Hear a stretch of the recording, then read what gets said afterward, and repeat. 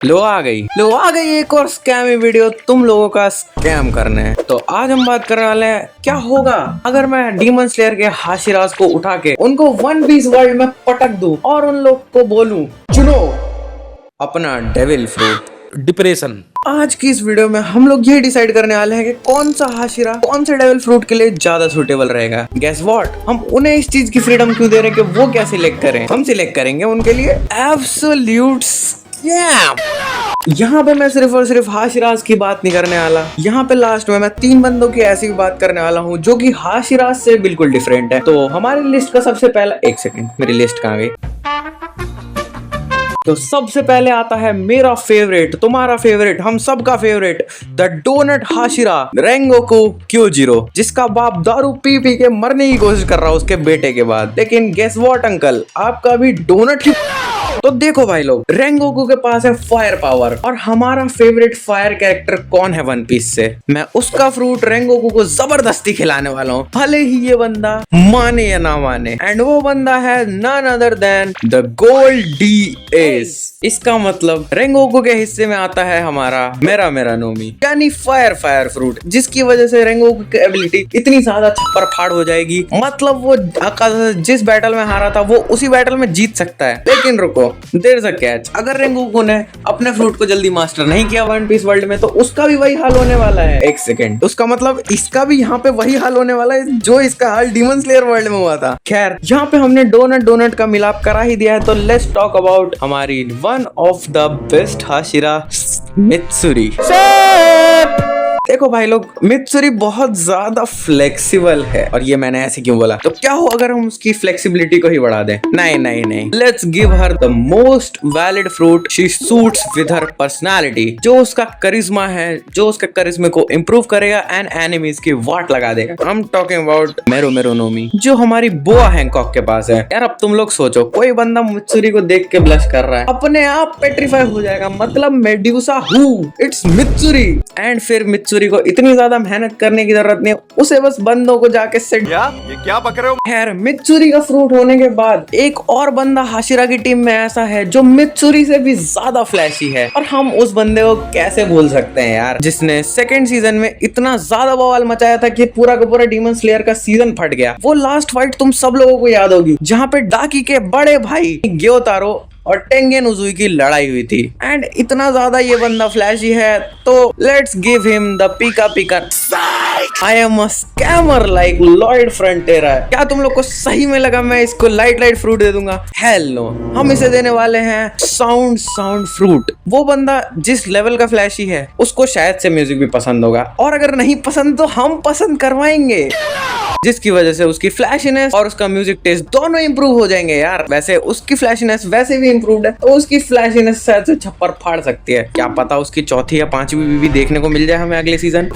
और इसकी मदद से वो बंदा अपने साउंड और म्यूजिक को यूज करके एक्सप्लोजन्स भी कर सकता है। Of course, it is a fruit. It is not हलवा। वैसे हलवे से मेरे को एक ऐसी बंदी याद आ गई डीमन स्लेयर की, जिसने डोमा के अंदर शायद पॉइजन की जगह हलवा ही इंजेक्ट कर दिया हो, इसीलिए वो मरा नहीं। यस, मैं बात कर रहा हूँ यहाँ पे हमारी शिनोबू कोचो की। वैसे इसका सरनेम मेरे को बहुत अजीब लगता है, अगर तुम्हें भी लगता है तो नीचे कमेंट में बता देना। I would like to give her the fruit जो उसकी पर्सनालिटी को सूट करता है, जो कि है द पॉइजन फ्रूट, जिसकी वजह से उसका पॉइजन 100x खतरनाक बन जाता है। एंड अगली बार अगर डोमा जैसा कोई भी सामने आएगा उसके, तो वो बंदा शायद से एक इंजेक्ट में ही मर जाए। एंड बात रही इस फ्रूट के कंपैटिबल होने की, तो यार देखो, उस बंदी को बहुत ज्यादा समझ है पॉइजन की, तो वो विद टाइम पॉइजन फ्रूट को भी मास्टर कर ही लेगी। और अगर नहीं किया तो फिर वन पीस वर्ल्ड में वही होता है कमजोरों का, जो एस का हुआ था। मैं मानता हूँ एस कमजोर नहीं था, लेकिन ये तो नहीं होना था उसके साथ। खैर, एस की तरह एक और बंदा बहुत ज्यादा खतरनाक लगता है मेरे को इस सीरीज में, जो कि बहुत ज्यादा डिस्ट्रक्टिव है, जिसने अपना खून किसी और को पिलाने की कोशिश की थी। I am talking about none other than this demon. इसका तो मैं नाम भी नहीं लेने वाला, साला कैसी शक्ल बना रहा है ये। देखो, मेरे हिसाब से सानेमी को भाई सिंपल सीधी वो वाला फ्रूट दे देना चाहिए, द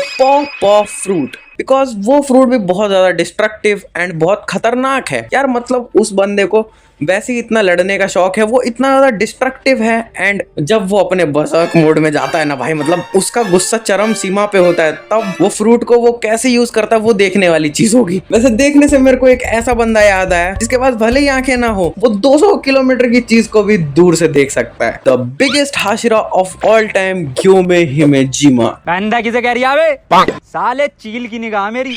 और मेरे हिसाब से इस बंदे के ऊपर सिर्फ और सिर्फ एक फ्रूट सूट करेगा, वो है व्हाइट बियर्ड का क्वेक क्वेक फ्रूट। बिकॉज भाई इसका मैं रीजन नहीं दे सकता तुम लोग को। भाई ये बंदा इतना बड़ा है, चल के अर्थक्वेक ला सकता है, तो अगर ये हवा में घूसे मारेगा तो किस लेवल के अर्थक्वेक आएंगे। और तुमने मीटिंग में देखा होगा, बंदे ने सिर्फ अपने आवाज और ऑरा से ना ग्रेविटी फ्रूट के पावर्स यूज कर लिए थे।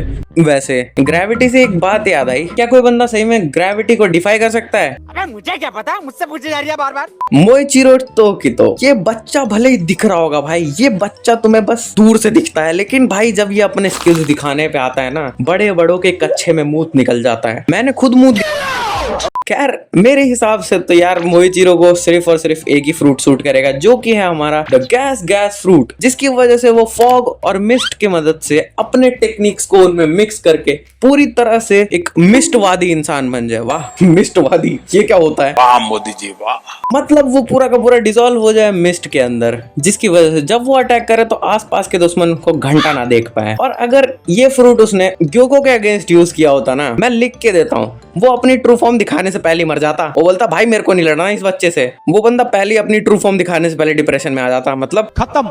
वो जाता सीधा मुजान पापा के पास अपने। वैसे डिप्रेशन से एक बंदा और याद आ गया, मैंने बेचारे को पीछे छोड़ दिया था, सॉरी, क्यूतोमियो का। ये बंदा क्यों शांत रहता है? मतलब आई नो इसका पास्ट बहुत ज्यादा ट्रॉमेटाइजिंग है। ये बंदा चुप रहता है ताकि कोई इसका काट ना दे, जैसे कट गया था इसके दोस्त का गला। रेस्ट इन पीस साबितो भाई साबुत नहीं रहे। तो क्या नाचो मैं? द वन एंड ओनली जो ग्यू को सूट करेगी in the One Piece world, वो है हिए नोमी। अगर तुम लोग को जापानीज नहीं आती है तो मैं नहीं बताने वाला।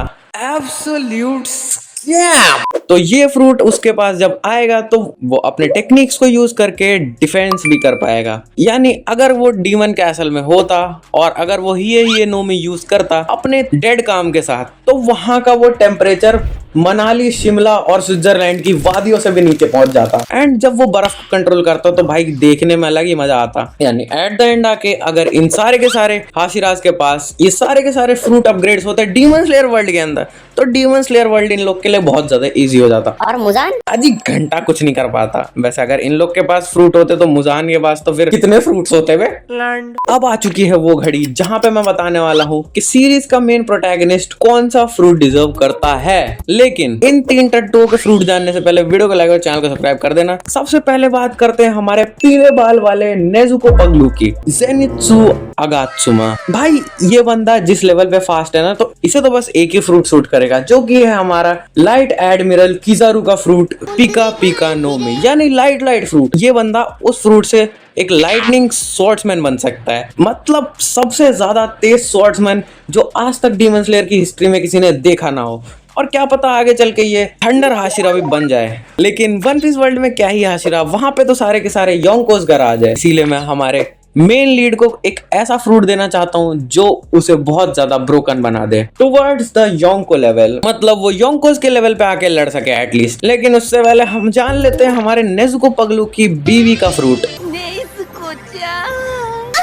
इसे हम देने वाले हैं, देखो भाई ये सेकंड कैरेक्टर इन लीड है, मतलब इसने तांजीरो को कई बार मरने से बचाया है, तो हम इसे ऐसा पावर देंगे कि जिससे ये शायद से आगे चल के तांजीरो के काम भी आए लड़ने में और उसे बचा भी सके। तो मैं इसे दे रहा हूँ तोरी नोमी, यानी बर्ड फ्रूट मॉडल फीनिक्स, जिससे नेजुको चान इधर चला मैं उधर चला कर पाएगी। तुम फीनिक्स फ्रूट से हील भी कर सकते हो खुद को, यानी लड़ते लड़ते ये बंदी खुद को भी हील कर पाएगी, लेकिन अपने भाई को तो हील नहीं कर पाएगी। So sad. अब आता है इसके भाई का फ्रूट, जो कि है fish fruit. Yes, this is the strongest fruit in One Piece world. हाँ मैं ट्रोल नहीं कर रहा हूँ। मॉडल ड्रैगन, जो है काइडो का फ्रूट, मतलब हम लोग काइडो को हराएंगे, उसका फ्रूट चुराएंगे और इसको खिला देंगे। बहुत आसान है ना? क्या रे भिकमंगिया हलवा है क्या? मान ही लेते हैं हमने तांजीरो को काइडो का फ्रूट खिलाया, तो ये बंदा इतना ज्यादा ओवर पावर हो जाएगा और योंको के लेवल पे लड़ भी पाएगा अगर इसने विद टाइम इस फ्रूट को मास्टर कर लिया। मतलब वाटर ब्रीदिंग के साथ ड्रैगन फॉर्म, लेकिन वाटर ब्रीदिंग तो कुछ भी नहीं है। सोचो ये बंदा जब अपने ड्रैगन फॉर्म में होगा और सन ब्रीदिंग यूज करेगा, वो भी अपने मुंह से, क्या एपिक लगेगा ना? या सिर्फ मेरे को ही लग रहा है ये एपिक? तुम लोग नीचे कमेंट में बता देना। और ये थी मेरी लिस्ट। अगर तुम्हारी कोई लिस्ट हो कि कौन से हाशिरा को कौन सा फ्रूट देना चाहिए वन पीस वर्ल्ड के अंदर, तो नीचे कमेंट कर देना। और अगर तुम लोगों ने मेरी स्टोरी टाइम वीडियो नहीं देखी है तो ये रहा लिंक, चुपचाप जाके देखो। It is based on real incidents of course. बाकी मैं मिलता हूं तुम लोग को किसी अन्य वीडियो में किसी और टॉपिक के साथ। तब तक के लिए पीस आउट।